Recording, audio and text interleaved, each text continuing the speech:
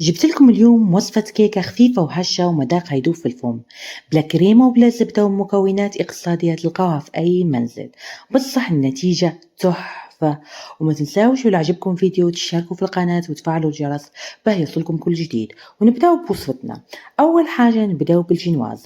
عندي 3 بيضات بحرارة الغرفة، نفصل البياض عن الصفار، ومن بعد نضيف رشة ملح للبياض تاعي. ولازم هنا في المرحلة هذه، وهذه مرحلة مهمة جدا، لازم نخلط البياض تاعي مليح حتى يتضاعف الحجم تاعو ويولي متماسك، يولي اللون تاعو ابيض وثلجي نقدروا نقولوا عليه. وهنا نضيف السكر لازم تضيفوه على دفعات، جامي تحطوا السكر تاعكم على دفعة واحدة، هذاك ما يخليش الميرانك تاعكم يطلع، ومش حتتضاعف حجم الجنواز تاعكم من بعدها كيما تحطوها في الفور. وفي هذه المرحلة لازم نخفقوا البيض لمدة 10 دقائق مش أقل، حتى تحصلوا على المنقار.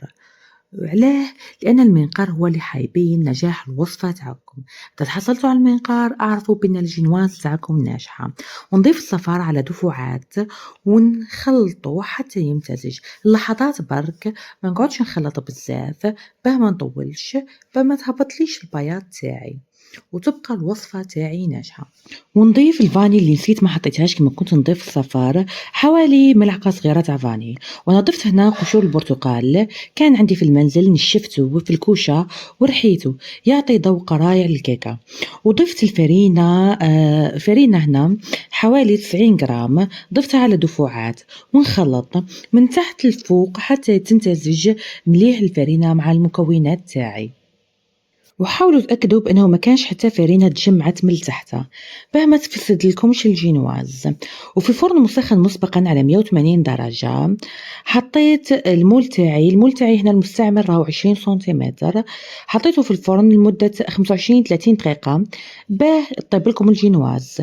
وهذا شكل الجينواز تاعي بعد ما طابت، تجي خفيفة وهشة. ونمروا الخطوة الثانية للوصفة تاعنا. بعد ما برد الجينواز نجيب أي سكين عندي، نحاول شكل قلب في وسط الكيكة ونحاول نفرخها. مش لازم تفرغوها بكل، حاولوا بك فرغوا حوالي 1 سنتيمتر منها. ومن بعد هنا جبت الفراولة اللي عندي وقصيتها مكعبات وضفتها في القلب. تقدروا هنا الفراولة ولا حابين أنكم تضيفوا لها سكر بأنها تعطيكم قوة حلاوة أكثر، اللي حاب الكيكة تاعو تكون حلوة. وهنا جبت حوالي ربع كاس حليب بحرارة الغرفة، حكمت شربت به الكيكة تاعي وخليتها على جنب. وعذرا هنا بك في الفيديو تاعي مع الأول أني غلطت، حطيت المول أكبر من الحجم المول اللي طيبت فيه، وهنا أني رجعت المول اللي طيبت فيه. وعلى نار متوسطة عندي نصف لتر تاع حليب، ضفت له ساشي فلون بذوق الشوكولا وزوج معالق كبار تاع سكر، وسكر كل واحد حسب الذوق تاعو، تقدروا تضيفوا 3. وضفت ملعقة كبيرة تاع حليب لحظة، تقدروا تستبدلوها بملعقة ممسوحة من النشا، وبالنسبة لي النشا أفضل من حليب لحظة، يعطي ذوق وقوام روعة للكيكة. وتخليو الخليط تاعكم فوق النار حتى يهز الغلية، وبعد ما يهز الغلية تضيفوا 1 دانات شوكولا وتخلطوا المكونات. والخليط هنا لازم تخليوه حتى مش يبرد خلاص، بصح يكون الخليط تاعكم دافي لدرجة أنكم إذا وضعتوا صباعكم فيه تقدروا تحتملوا الحرارة.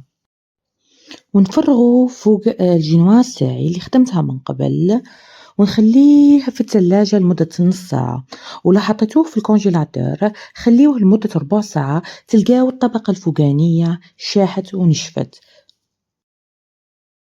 وللطبقة الثانية للكيكة عندي كاس ناقص إصبع كريم شانتي، ضفت له أقل من نصف كاس حليب بارد، وضفت هذه الكمية على دفعتين وخلطت مليح حتى تحصلت على قوام متماسك.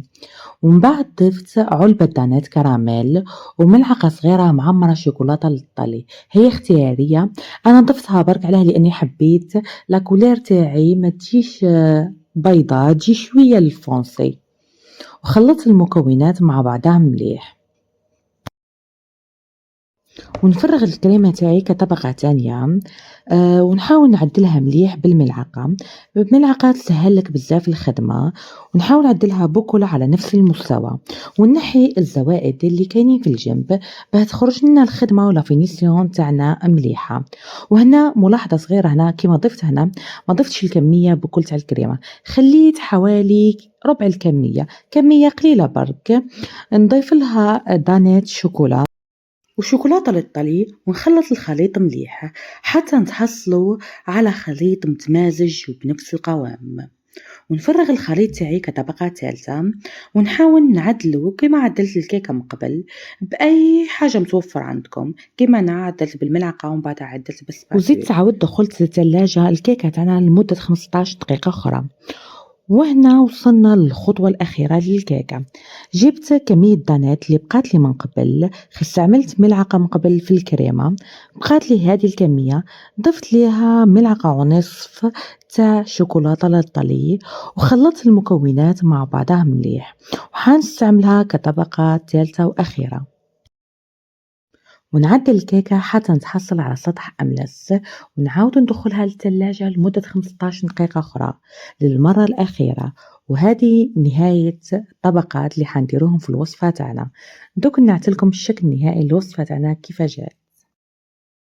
وبعد ما بردت الكيكة نحيت بابي فيلم، والمول يتنحى بكل سهولة. اضغطوا عليه برك بشوية من الجوانب دوك يتنحى.